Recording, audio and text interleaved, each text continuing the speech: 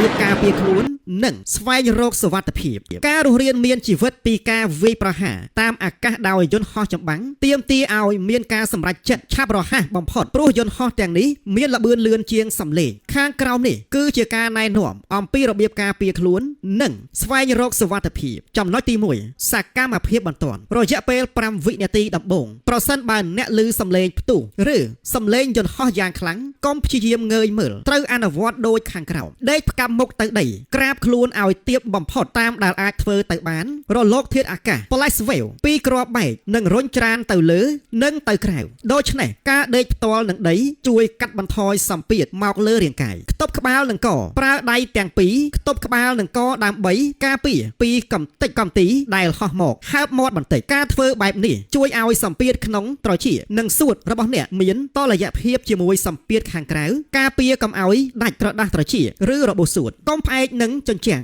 រំញ័រពីការផ្ទុះអាចធ្វើឲ្យបាក់ឆ្អឹងឬរបួសក្នុងប្រសិនបើអ្នកផ្អែកខ្នងនិងជញ្ជាំងអាគារដែលរងការប៉ះទង្គិចទី2ស្វែងរកជំរកដែលមានសុវត្ថិភាពប្រសិនបើអ្នកមានពេលពី3នាទីមុនការវាយប្រហារមកដល់ប្រសិនបើនៅក្នុងអាគារត្រូវរកបន្ទប់ដែលនៅចំកណ្ដាលគេដែលមានជញ្ជាំងយ៉ាងតិច2ជាន់រាំងចន្លោះអ្នកនិងខាងក្រៅអាគារដូចជាបន្ទប់ទឹកឬច្រករបៀងជៀសវាងឆ្ងាយពីកញ្ចក់បង្អួចកញ្ចក់គឺជាគ្រោះថ្នាក់បំផុតកម្លាំងផ្ទុះនឹងធ្វើឲ្យកញ្ចក់បែកខ្ចាត់ខ្ចាយคล้ายជាអំបែងមុតស្រួចជំរកក្រោមដីបន្ទប់ក្រោមដីឬចំណតរថយន្តក្រោមដីគឺជាកន្លែងដែលមានសុវត្ថិភាពបំផុតប៉ុន្តែត្រូវជៀសវាងអាគារចាស់ៗដែលអាចបាក់ស្រុតសង្កត់អ្នកប្រសិនបើនៅខាងក្រៅស្វែងរកប្រឡាយរណ្ដៅឬរចនាសម្ព័ន្ធបេតុងក្រាស់ៗកុំលាក់ខ្លួនក្រោមឡានឬជិតស្ថានីយ៍ប្រេងឥន្ធនៈចំណុចទី3ជៀសវាងតំបន់ដែលមានហានិភ័យខ្ពស់យន្តហោះប្រយុទ្ធរបស់សៀមគឺពេលនេះវាយប្រហារលើគោលដៅជាក់លាក់អ្នកគួរនៅឲ្យឆ្ងាយពី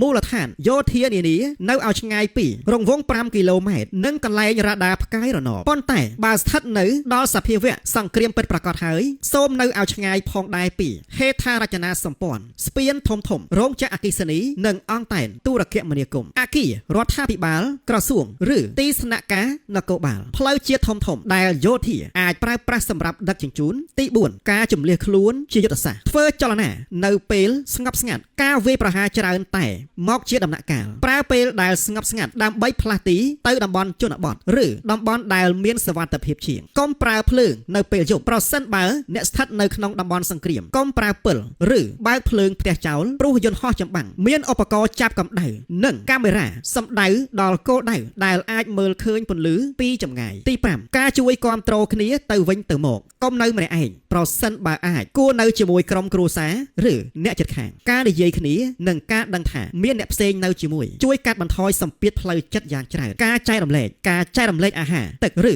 សូម្បីតែពាក្យលើកទឹកចិត្តដល់អ្នកដទៃនឹងជួយឲ្យអ្នកមានអារម្មណ៍ថាខ្លួនមានតម្លៃនិងមានកម្លាំងចិត្តតស៊ូសូមជូនពរឲ្យមានសុវត្ថិភាពគ្រប់គ្នាសម្រាប់ជនរួមជាតិរបស់យើង